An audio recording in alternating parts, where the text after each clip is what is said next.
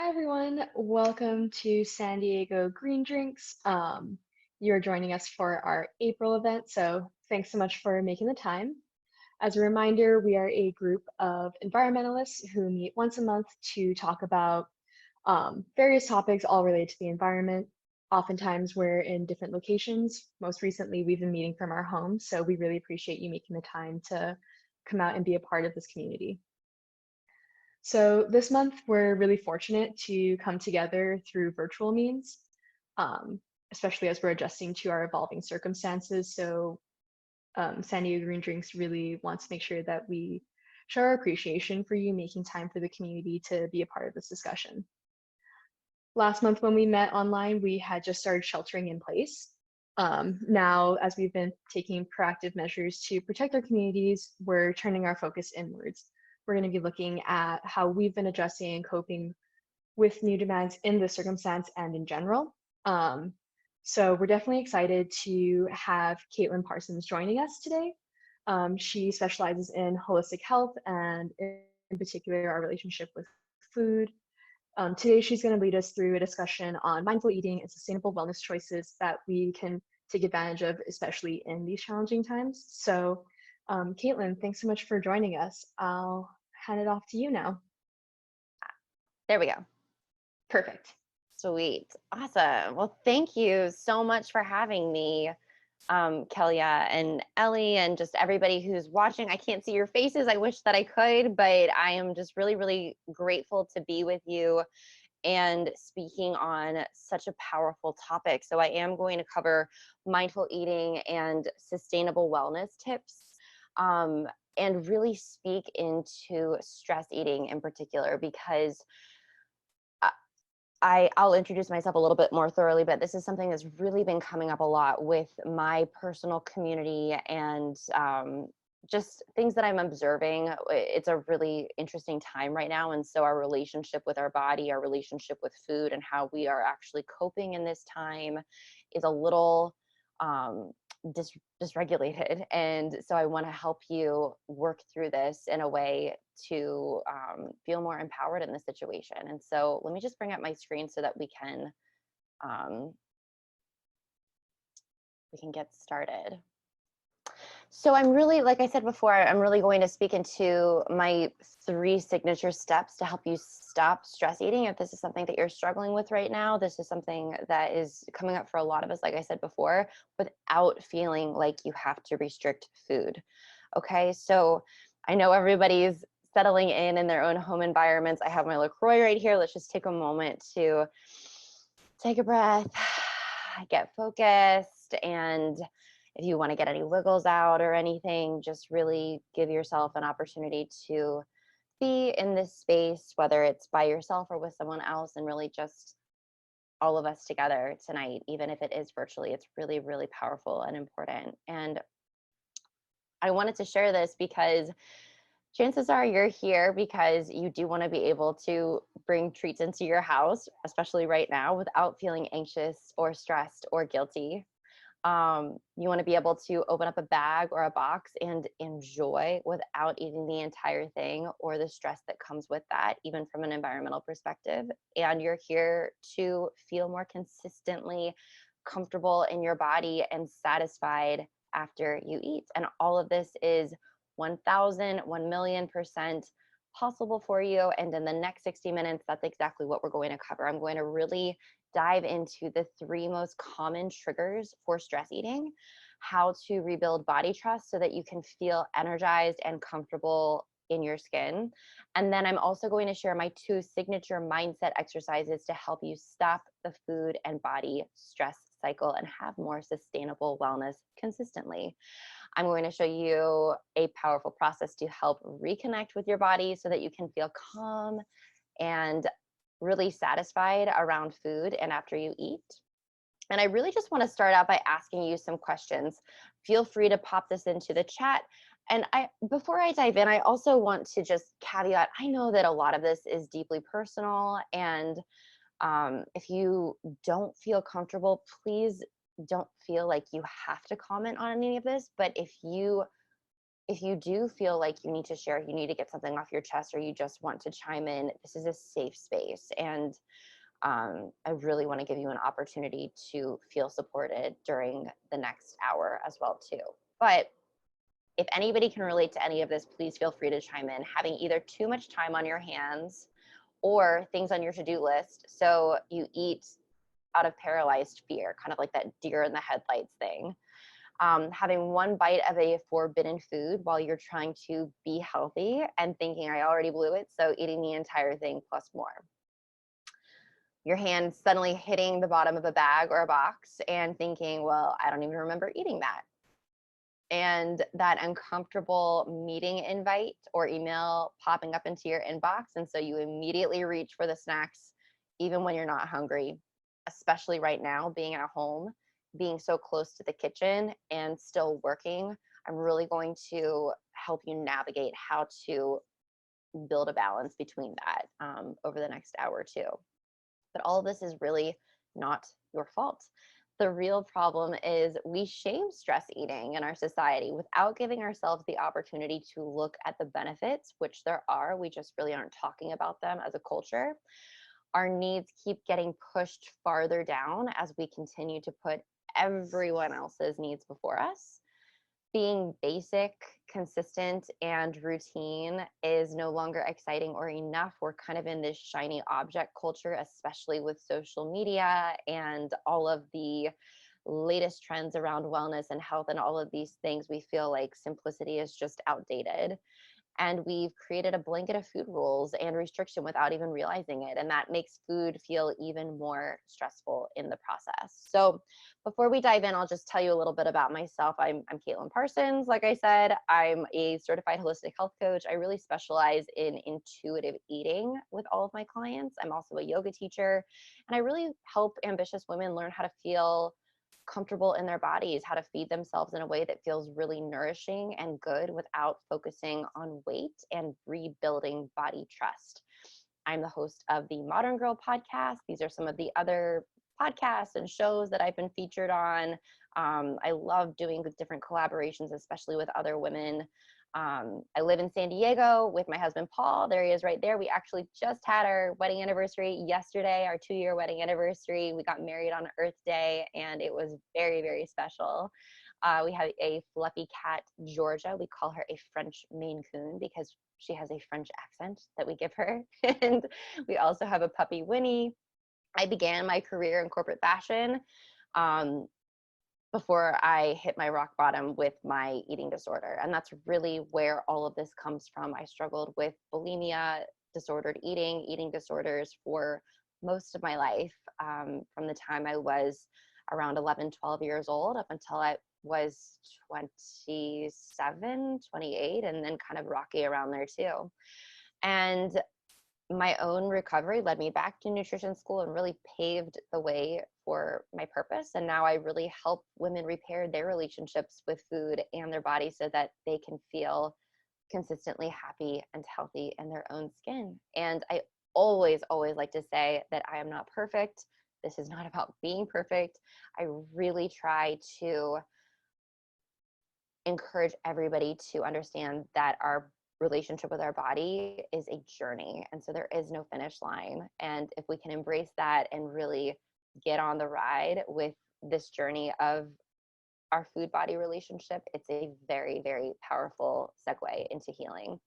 These are some of the clients that I've supported throughout the years. I'm obsessed with my clients. I absolutely love them. And I'm just really grateful to do collaborations like this where I can keep sharing this message. And so I hope you find this helpful.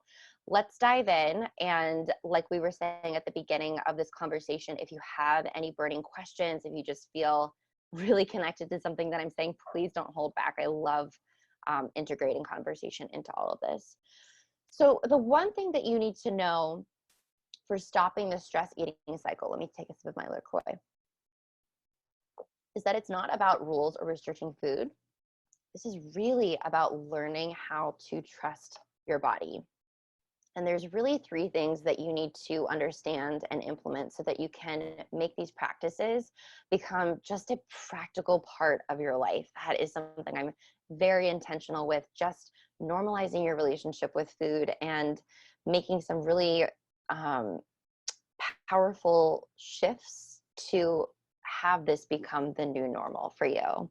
So I'm going to give you 3 steps and walk you through exactly how to follow and apply them today.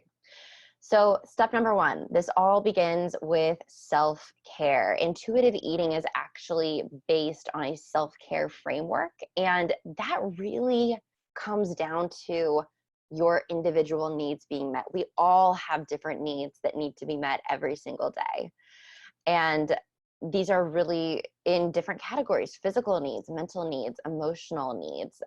It's so much more than a face mask and a bubble bath, even though that can be a part of your own self-care journey. But for many of us, food is the safest way to meet that need without any other option available.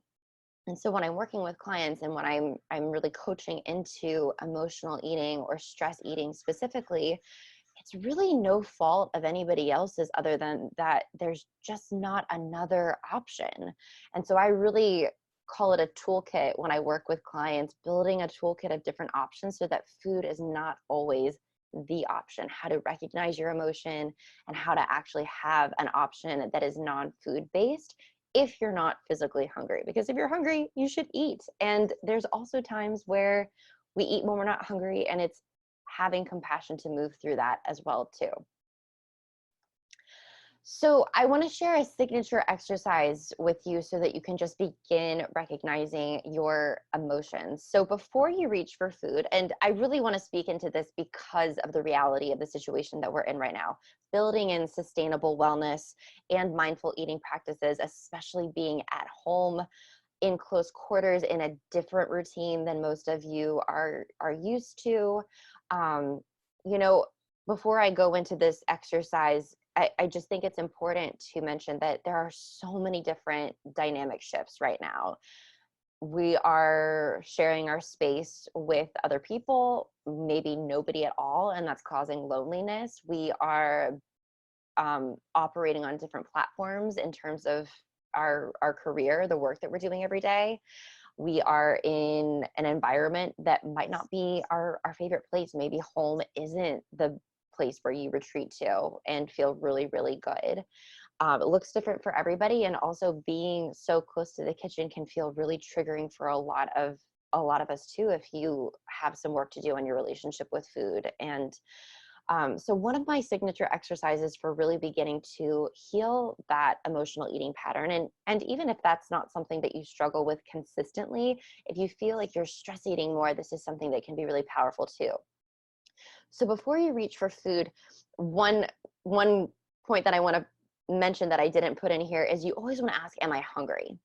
Am I hungry? So middle of the day, reaching for food, number 1 question, am I hungry? Am I physically hungry? If you're hungry, if your answer is yes, eat.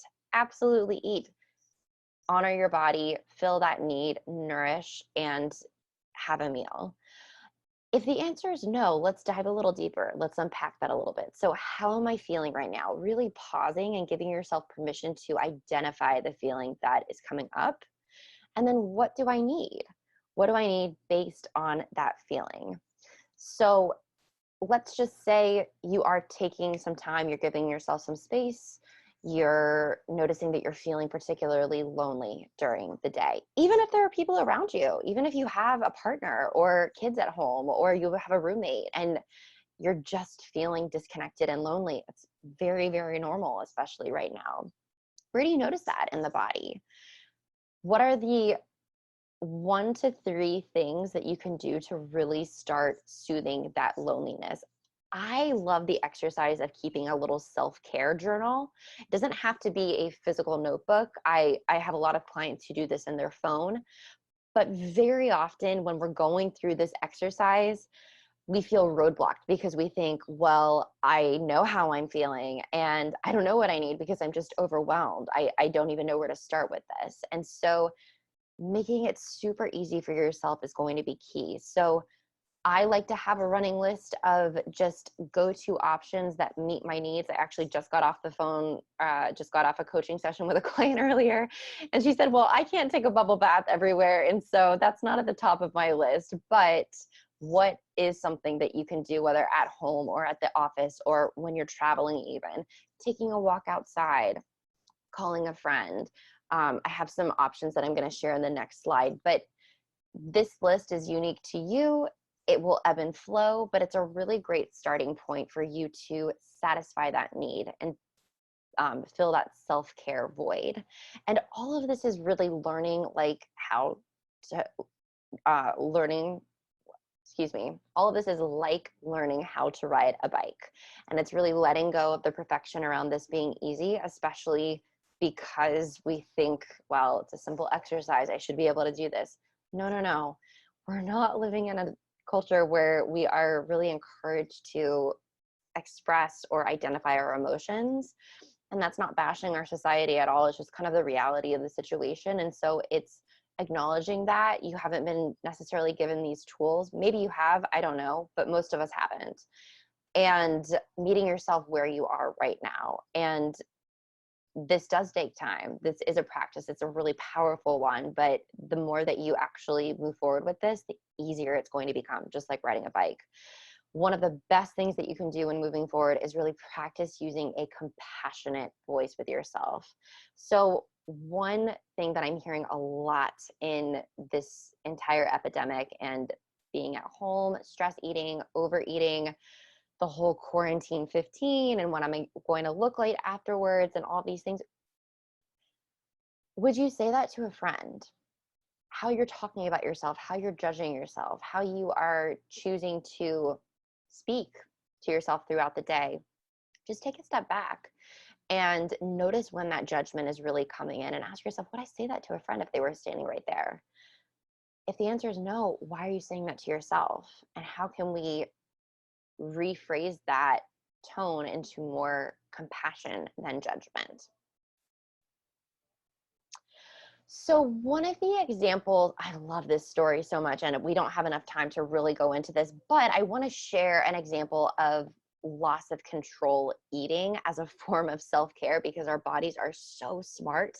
They always know when a need needs to be met, and they're going to execute in one way, shape, or form. Sometimes it's just going to leave us feeling not so great afterwards. So if you think about it, college kids stress eating during final exams. Very, very normal example. You've probably experienced this yourself. Maybe you haven't. Most of us have, if you've been either at a high stress job or in a high performance environment, whether that's college or something else. But in particular, college kids, when they were asked what they were feeling specifically around final exams, the common response was overwhelmed.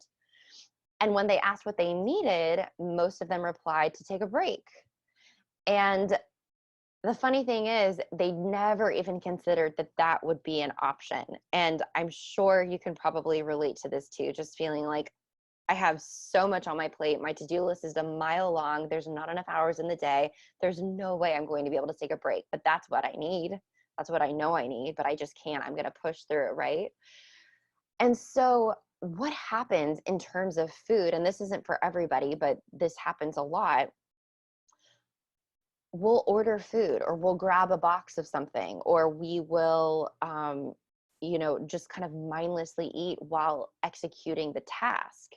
And very often this mindless eating is a distraction from taking the break and also satisfying that hunger that's possibly coming up, maybe not. But when you think about this, when you take a step back and you really look at the time that it takes to actually make food or order food and begin the stress eating process, the emotional eating process, or the binge eating process while you're studying, and how you felt afterwards, which is normally that uncomfortable feeling, those mind racing thoughts of feeling guilty or stressed or anxious or, oh, I shouldn't have done that, I really blew it, all of these things.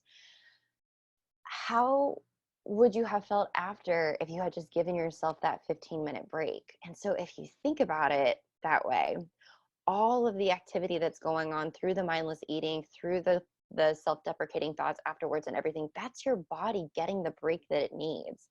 It's just in a way that doesn't feel as nourishing Whereas if you were to give yourself that 15-minute break. And so I want to share this example because I think it's really powerful.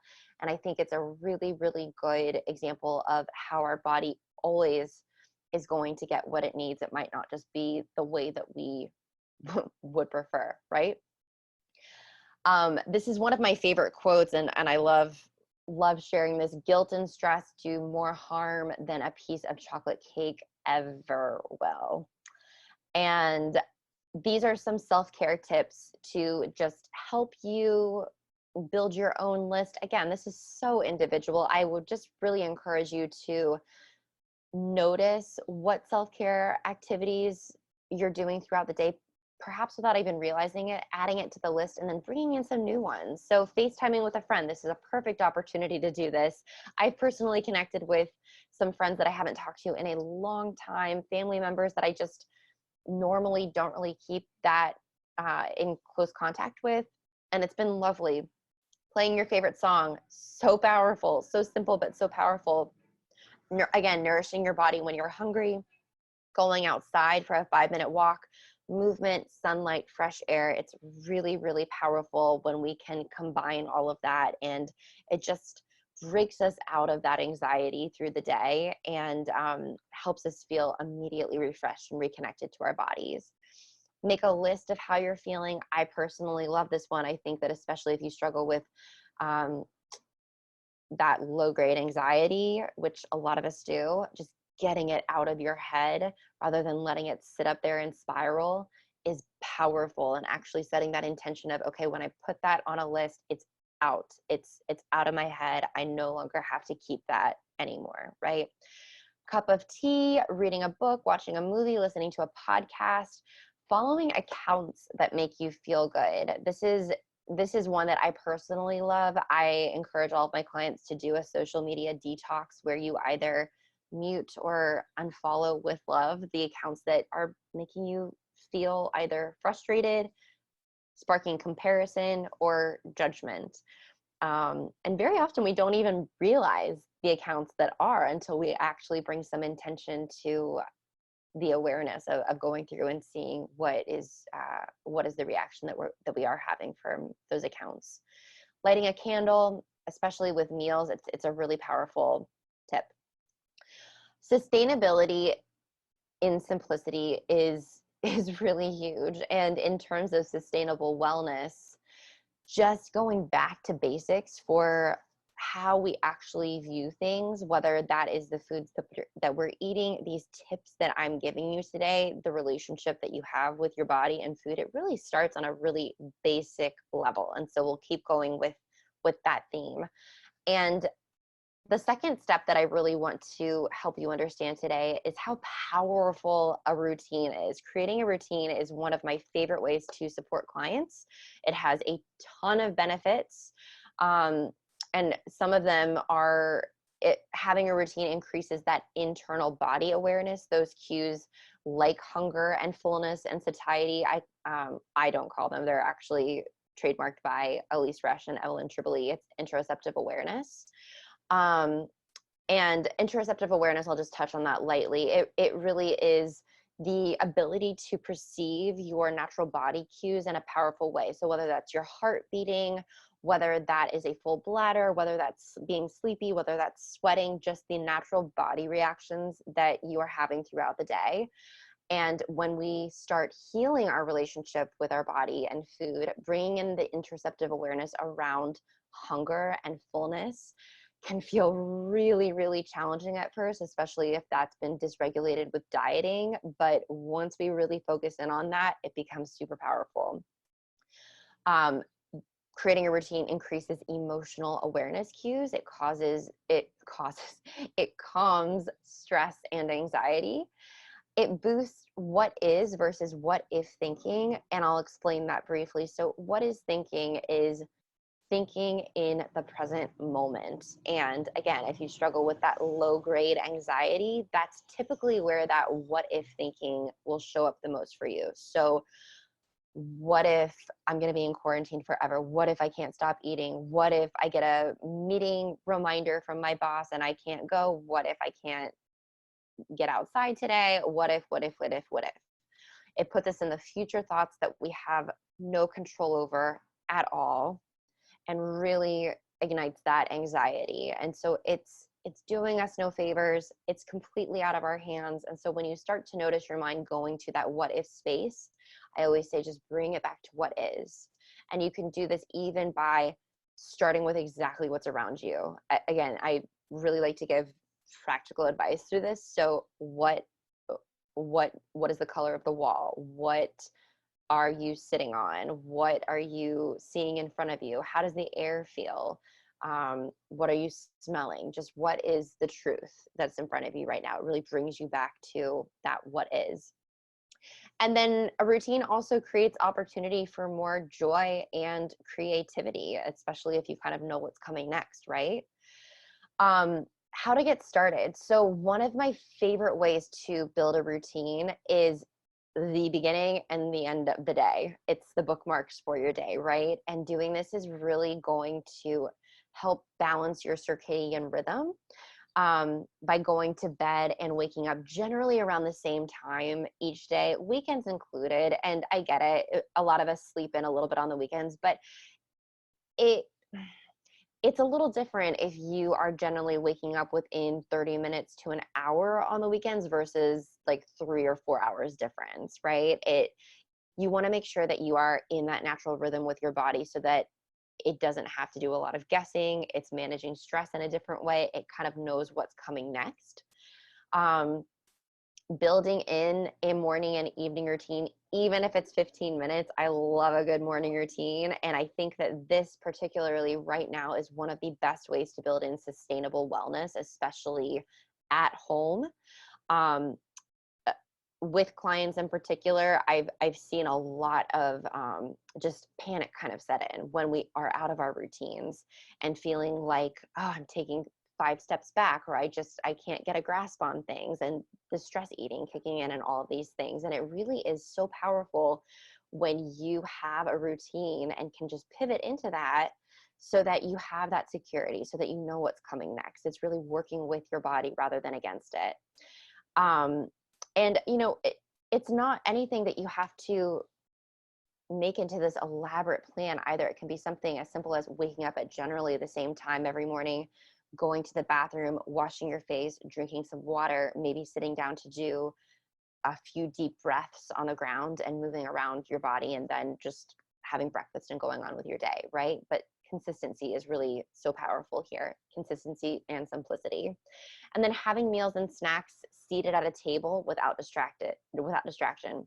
This is my number one principle that I help all of my clients with when we start working together. Non-distracted eating is not easy to begin implementing, but it is probably one of the most powerful tools that you can have in your toolkit for beginning to repair your relationship with food. And this is such a great time to begin implementing this habit because your chances are you're not on the go. You do have a little bit more opportunity to create this habit because you're in your home environment. You don't have a million to-dos on your to-do list. You're not driving around to all these different events or have errands to run and whatnot. And so it really is giving you that opportunity to sit down, turn off the TV, put the phone away, put the book away and just be with your food. Even if you have some light music on, that's fine too, or are eating with someone, that's great. More tips for sustainable wellness and really just building that routine, creating a pleasant work environment. So especially being at home, yes, you can't go to the store as frequently to get all of these, but what do you have? What can you work with? Can you shift some things around in your office space to just make it more inviting, to make it more calming? Getting dressed in the morning. This is one of my favorite tips to share. Getting dressed is just try it out. I promise you'll feel a difference. It's one of the best ways to boost confidence in the morning and to feel more connected to your body. It also really helps you to stay more mindful around your food choices throughout the day. There's just something that happens in our mind and in our brain when we put on actual clothes that just helps us show up a little bit differently during the day, even if it's for ourselves, even if you don't have any Zoom meetings on the calendar. And then Another tip that I have is just stepping away from your desk to eat as often as possible, especially right now when you most likely have a little bit more time to do that. It's really, really powerful.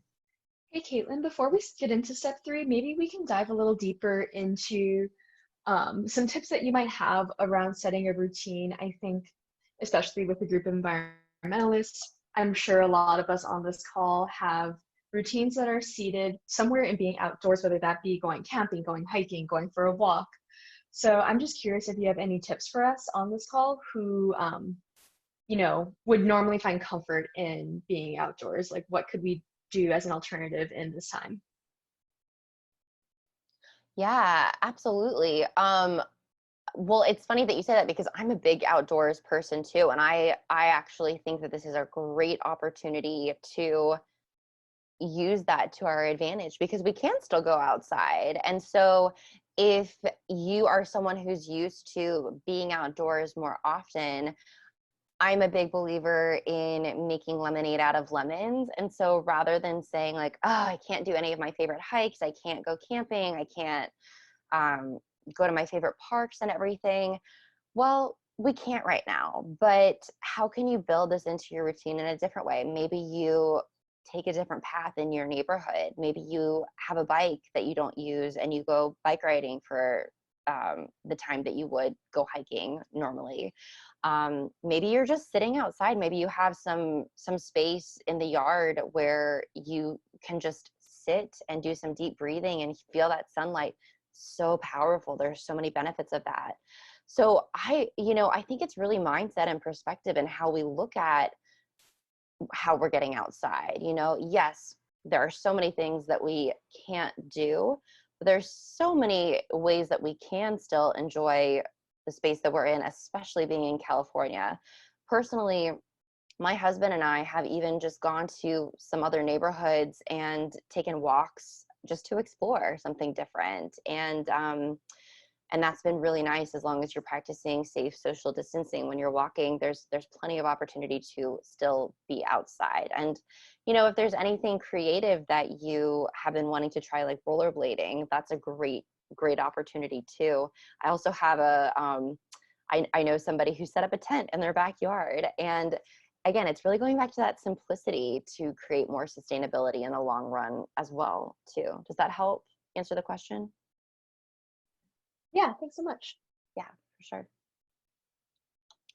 So the last step that I really want to dive into is rediscovering satisfaction. And one of my phrases that I use a lot is choosing food instead of food choosing you. So the second exercise that I really want to offer you today is to ask yourself, what does satisfaction feel like? What does it feel like? And if anybody wants to chime in with what comes to mind, please feel free. But often we don't get asked this question a lot. And so it's hard to articulate what satisfaction feels like. But I just want to encourage you to get in the habit of asking yourself that. Does it feel satisfying to eat too little? Not really. Does it feel satisfying to eat too much? Not often. And does it feel satisfying to eat things that we think we should be eating? If somebody is telling us we should be having something and it's not what we truly want, not very satisfying either.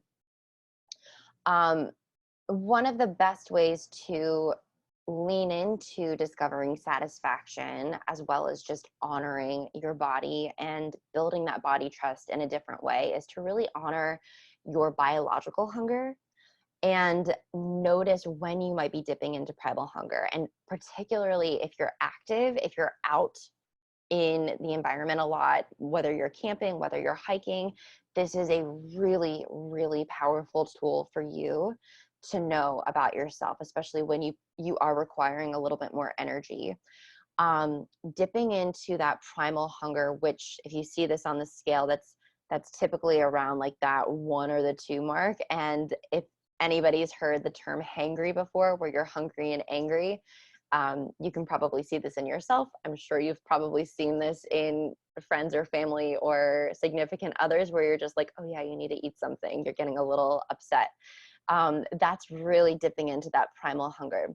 And I always say that's not the best territory to be in because that's when all bets are off. And that's when you have this urgent, intense desire to eat as a result of denying biological hunger. And this often, it not only results in overeating a lot of times, but it also limits the opportunity for us to really identify what we want to eat, if that makes sense. If we're so focused on just being so incredibly hungry and needing to satisfy that hunger as fast as possible, it gives us less space to actually choose what's going to feel satisfying, right? Physically, mentally, and emotionally. So we really want to honor our biological hunger as much as possible, which is really around, if you look at the scale, it's really around like that 3 to 5 prong mark, where you're just getting that gentle nudge in your body, like, yeah, I'm hungry, I need to eat something. Again, if you're highly active, if you're hiking a lot, if you're biking a lot or camping, you always want to make sure you have a snack on hand, and just notice when you are dipping into that biological hunger, having something to eat, so that you don't find yourself in this ravenous state where you feel disempowered by your food choices. And along with that, I have a power snack. This is just a simple example. There are so many other options, and these, believe me, these are not food rules. These are just some examples of um, snacks that you could have on hand, quick and easy snacks to give you that energy and to really satisfy that biological hunger, especially if you are on the go, whether you're out in the environment, you have a busy day at work, or even just at home and you don't want to have a full meal and you need a snack. This is a really, really great tip to satisfy that that biological hunger cue, so that you don't dip into the primal hunger without feeling like you have to have a full-blown meal. So we're coming up on the end, and my final takeaway for you is really just, I want to encourage you to let go of this all or nothing mindset and remember that this is about progress. It's not about perfection. There's no such thing as perfection. And if anybody is feeling like you need more support right now, I just want to offer this to you, because I know we are in a particularly challenging time right now around food in our bodies. And I would encourage you to reach out to me. I have a couple of different ways that you can get in touch, but I do offer food freedom breakthrough calls, where we really go through what is the biggest disconnection with food in your body, so that you can begin building body trust. But this is all, these are all the places to connect with me. And even if you're not sure if you need support right now, and you're just feeling like, yeah, this really resonated with me, and I just want to say hi, please say hi. I love supporting in so many different ways, even if it's just from an email exchange, letting you know that that you're not alone, especially with everything going on. So that's all I've got, guys. I'm gonna stop the sharing. Does anybody have any questions? And Kelly, did you want to open up the questions? Yes, thank you, Kaitlin, so much for all that information. And we do have a few questions, but I just wanted to remind folks on the webinar here, before you ask a question, if you want to send that message to us in the Q&A panel, there's a little chat icon that says the Q&A. And so that's where we're going to capture all your questions, and we'll get to those on the webinar here. So our first question to you, Kaitlin, is as an environmentalist group, we are particularly interested in how sustainability and our own well-being intersects. And so how would you advise we meet that intersection? You know, what do we need to keep in mind? So, you know, we're looking, how does sustainability and well-being connect from like a professional and a personal standpoint, if that makes sense? Absolutely. I mean, I think it goes hand in hand, right? And what I was saying before about our relationships with ourselves being the most important relationship, and our relationship with our bodies, our relationship with food, it really is no different than any other relationship in our life, right? And so even if you look at that from an environmental aspect, where you have a burning passion, you have a desire to make an impact, to create change, to really make strides to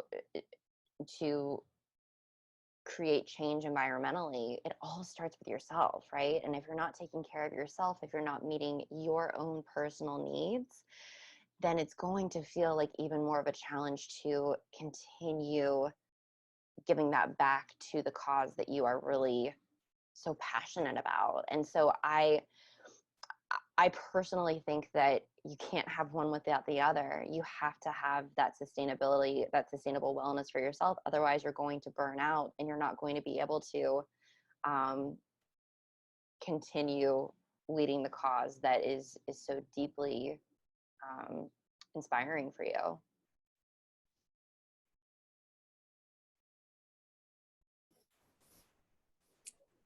Thank you.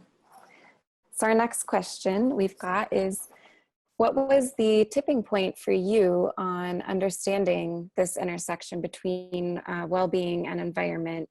You know, how did you kind of come to that understanding?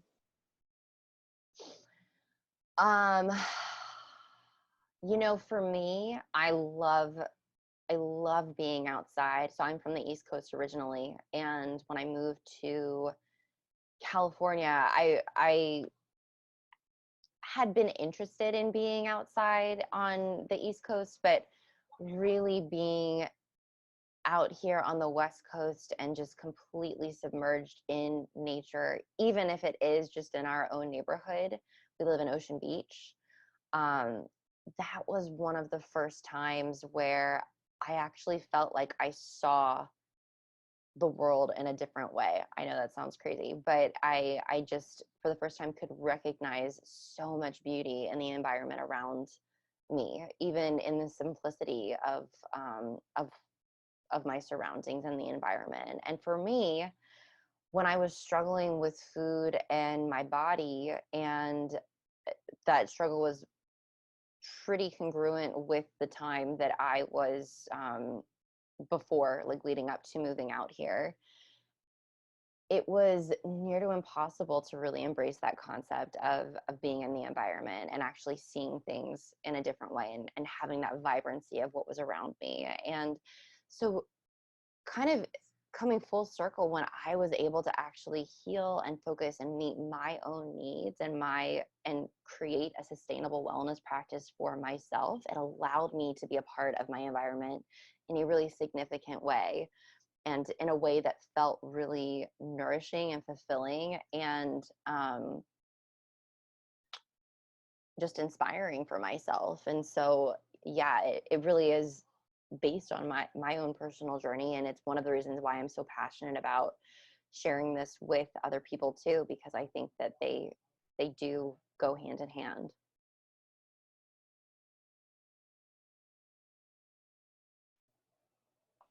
That is so powerful. And we have, I think, maybe our final question. So, what is one thing that our audience can start doing just right away to improve our mindful eating choices? Yes. My number one tip would be practice non-distracted eating.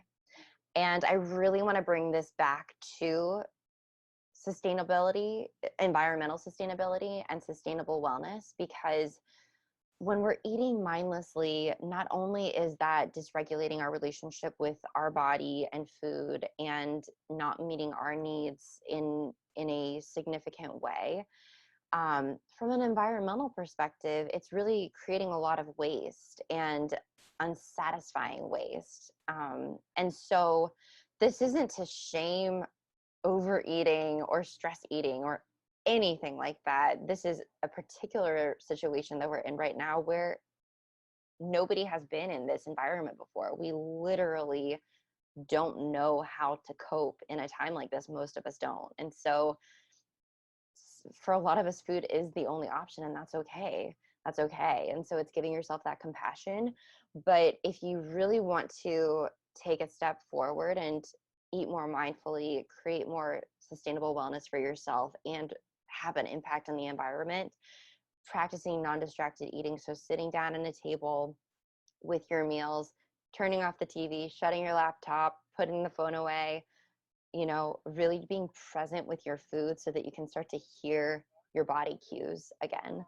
And honoring your hunger and your fullness and your satisfaction being the key word right there too, so that you can just reconnect to yourself, because it all starts with yourself. You have to connect with yourself to really give back to the other areas of your life, like I've been saying.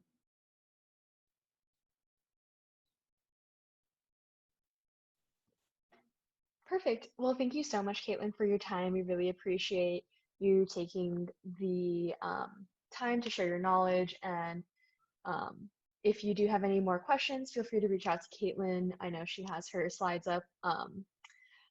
And we can definitely make sure to share these slides as well. I know there was a question about some of the suggested snacks, so we Yeah, I can actually have follow up. I can send everybody the link to that. I can't give the slides up, but I can definitely give the, I have a snack cheat sheet that I can give everyone. Oh, okay, perfect. So if that's cool with you, then we'll share it with the people who were able to join and Absolutely. on our Facebook page as well. So thank you again, Kaitlin, for joining us. Thank you to the attendees for making the time to come and learn more about what is, you know, different ways that we can practice mindful eating in these unusual times. Um, for the next Green Drinks event, we'll be holding that on May 21st. Just as a quick note, we'll be following some of the government guidelines around meetings, so you can expect, at least for the near term, that our events will be virtual. So mark your calendars, May 21st, we'll have our next session. And that's all I got today. So thank you so much for making the time. Thank you again, Kaitlin, for Thank sharing. you. And we hope to see you next month. Yeah, thank you guys so much.